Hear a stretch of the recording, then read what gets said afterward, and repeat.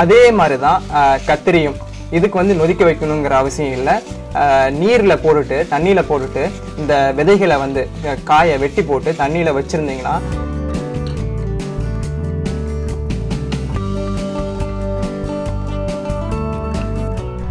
பாகல், பீர்க்கன், புடலை, சுரை இது மாதிரி குடுவை மூலியமா எடுக்கிற விதைகள் எல்லாத்தையும்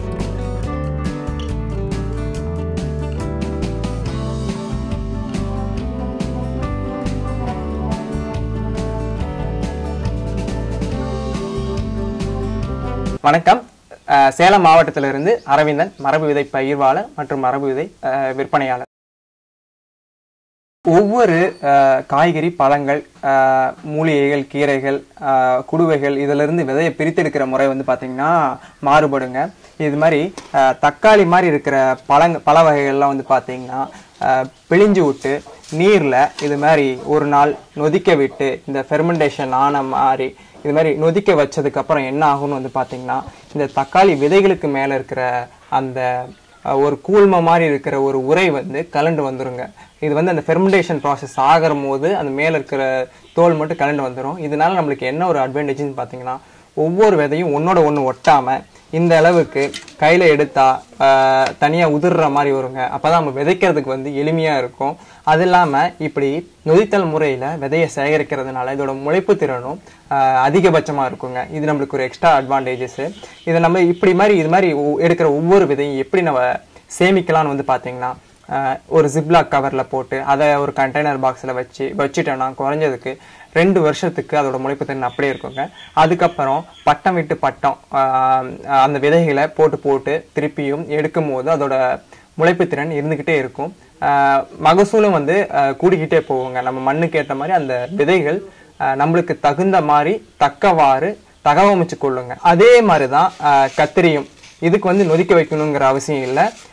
நீரில் போட்டுட்டு தண்ணியில் போட்டுட்டு இந்த விதைகளை வந்து காயை வெட்டி போட்டு தண்ணியில் வச்சுருந்தீங்கன்னா அதில் நல்ல தடிமனான எடை கூடிய விதைகள் வந்து பார்த்திங்கன்னா தண்ணிக்கு கீழே செட்டில் ஆகிருங்க.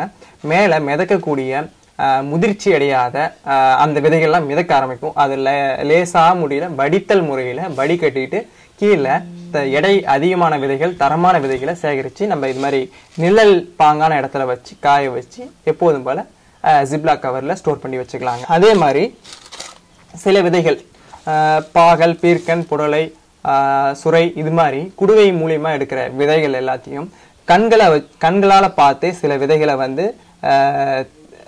தேர்வு செய்ய முடியுங்க. சில விதைகளை வந்து நிராகரிக்க முடியும். உரைகள் மெல்லியதாக உள்ள வந்து பருப்பு அதோட வித்து இல்லாத விதைகளை நம்ம கண்கள் மூலியமாகவே பார்த்து நிராகரிச்சிட முடியும். தரமான விதைகளை மட்டும் எடுத்து வைக்க முடியும். அதை காட்டிலும் உடைந்தது, சொத்தையாக இருக்கிற விதைகள், பூஞ்சை தாக்கின விதைகளையும் நம்ம நிராகரிச்சிடணுங்க விதை சேகரிப்பில் இருக்கும்போது. ஒரு விதையை நம்ம எடுக்கிறோன்னா எந்த மாதிரி பகுதியிலேருந்து விதையை எடுக்கிறது ரொம்ப நல்லா இருக்கும், முளைப்பு திறன் அதிகமாக இருக்குன்னு வந்து பார்த்தீங்கன்னா இது மாதிரி ஒரு பழத்தில் அடிப்பகுதியில் இருக்கிற விதைகள் வந்து பார்த்தீங்கன்னா நல்ல ஒரு தரமிக்க முளைப்பு திறன் உள்ள விதைகளாக இருக்குங்க.